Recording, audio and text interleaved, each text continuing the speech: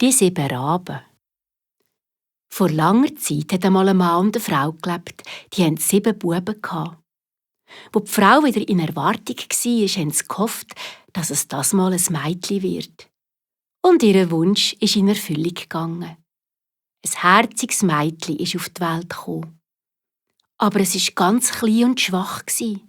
Darum hat der Vater das Kind so schnell wie möglich taufen. Er hat seine Söhne mit einem Krug zum Brunnen bei der Kille geschickt. Sie hat erzählen, gesegnetes Wasser holen.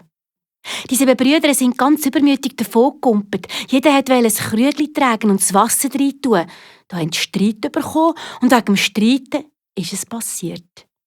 Das Krügli ist in den Brunnen gefallen und verbrochen. Auf das aber hat keiner der Buben mehr heimgetraut. Daheim haben die Mutter und der Vater gewartet und gewartet. Und wo die Buben einfach nicht herumgekommen sind, hat der Vater geschumpfen. «Der soll jetzt doch von mir aus gerade verrissen bleiben und schwarze Raben werden.»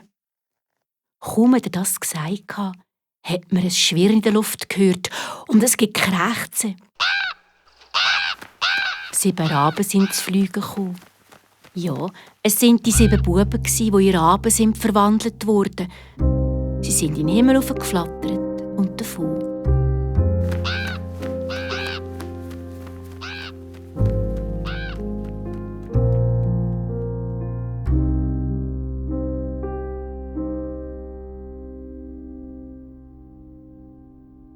Die Jahre sind vorbeigegangen. Das Mädchen hat gar nicht gewusst, dass es noch 7 Brüder hat. Mutter und Vater haben ihm nie etwas davon erzählt. Aber eines Tages hat das Mädchen im Dorf gehört, wie die Leute hinter seinem Rücken küscheln. «Das dort, das ist das Mädchen, das schuld ist, dass seine Brüder Raben sind worden.»